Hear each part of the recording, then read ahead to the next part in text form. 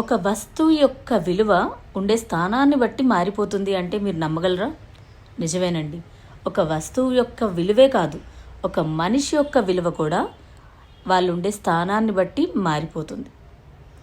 ఎలా అంటారా? నేను రీసెంట్గా నుమాయిష్ వెళ్ళాను. అక్కడ దాహంగా ఉండి తిరిగి దాహంగా ఉండి ఒక గోలి సోడా తీసుకున్నా. ఆ సోడా విలువ 80 రూపాయలు. అదే మన ఇంటి దగ్గర నియర్ బై స్టోర్లో ఎక్కడైనా తీసుకుని ఉంటే, లేకపోతే స్విగ్గీ, ఇన్స్టామార్ట్, జొమాటో ఎక్కడైనా కానీ ఆర్డర్ చేసుకుంటే ఒక సోడా బాటిల్ విలువ 20 రూపీస్, అంతే కదా?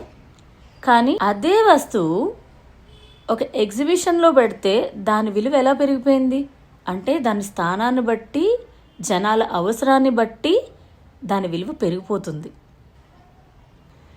కాబట్టి మనం కూడా మనకి విలువ లేని చోట మనకి ఎందుకు విలువ లేదు, మనకి ఎందుకు ఇంపార్టెన్స్ ఇవ్వట్లేదు, మనకి ఎందుకు లవ్ అండ్ కేర్ ఇవ్వట్లేదు, మనల్ని ఎందుకు పట్టించుకోవట్లేదు అని ఎక్కువగా ఆలోచించే బదులు ఎక్కడైతే విలువ ఉందో వాళ్ళతో మనం ఉండాలి, అక్కడ మనం ఉండాలి.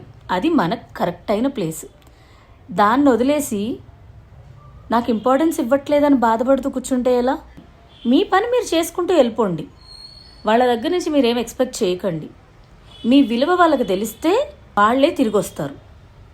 ఒకవేళ మీ విలువ వాళ్ళకి తెలియలేదనుకోండి, మీరు ఏం చేసినా వాళ్ళు రారు.